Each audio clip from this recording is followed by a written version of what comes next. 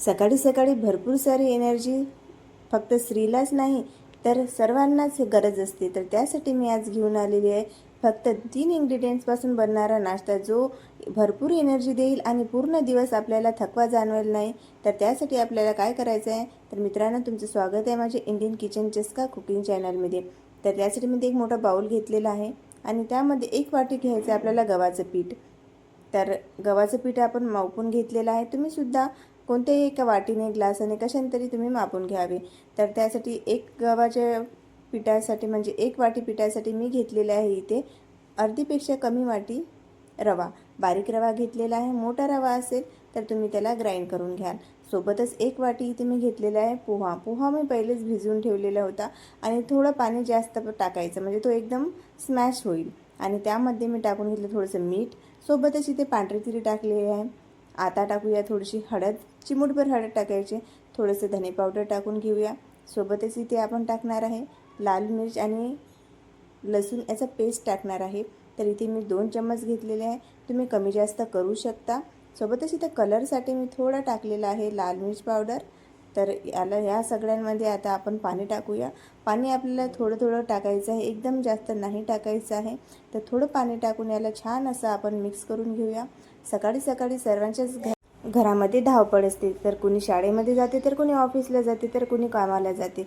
तर त्यासाठी आपल्याला सकाळी आपला नाश्ता हा पूर्ण एनर्जीवाला असला तर आपण पूर्ण दिवस ताजे आणि आपण एकदम थकवा न जाणवेल असा आपल्याला नाश्ता गरज असते।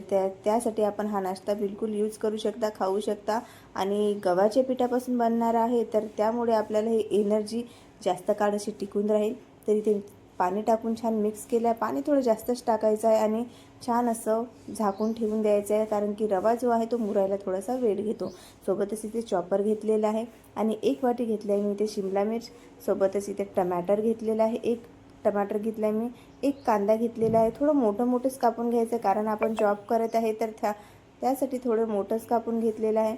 थोडंसं कोथिंबीर टाकली आहे। सोबतच इथे अर्धा आलू घेतलेला आहे, कच्चा आलू आहे आणि त्याला छान असं आपण चॉप करून घेऊया।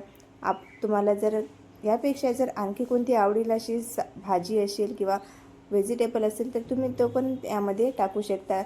गाजर असेल तर गाजर पण टाकू शकता। माझ्याकडे आज गाजर नाही आहे म्हणून मी स्किप केलेलं आहे।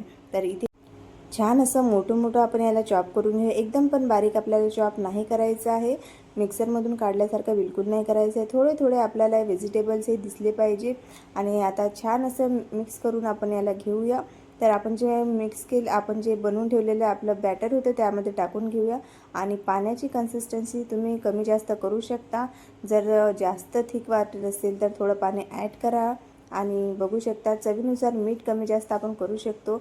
आता इथे घेऊया एक पॅन, तुम्ही कढई पण घेऊ शकता, तवा पण घेऊ शकता, कशावर पण आपण हे बनवू शकतो।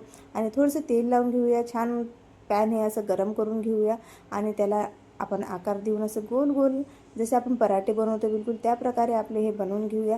थोडा वेळ 5 मिनिट त्याला झाकून ठेवूया, म्हणजे जेणेकरून ना आतमधून छान असं म्हणजे वाफून येईल। आणि 5 मिनिटांनंतर बघू शकता तुम्ही आपला जो वरचा भाग आहे ना एकदम छान असा वाफवलेला आहे। तर आपण याला काय करायचं आहे, थोडंसं तेल अगर तुम्हाला कमी जास्त वाटत असेल तर तुम्ही नक्की टाका।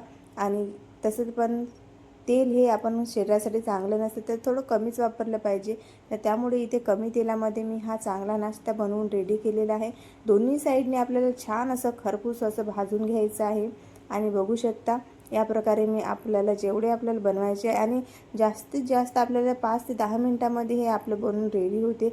याला जास्त नाही वेळ लागत। नाश्ता हा आपला पोटभरीचा पण नाश्ता आहे आणि मुलांना पण तुम्ही टिफिनवर सुद्धा देऊ शकता किंवा आपण हा ऑफिसमध्ये डब्यावर पण नेऊ शकतो। कोणी कामाला जात असेल त्यांच्या टिफिनवर आपण हे देऊ शकतो। खास करून ना मुलांच्या ह्या डब्यामध्ये हा ना एकदम बेस्ट आहे, म्हणजे व्हेजिटेबल्स मुलांच्या पोटामध्ये सुद्धा जाते आणि मुलांना हे माहीत पण पडत नाही। तर व्हिडिओ तुम्हाला चांगला वाटला असेल तर सबस्क्राईब नक्की करा, लाईकसुद्धा नक्की करा।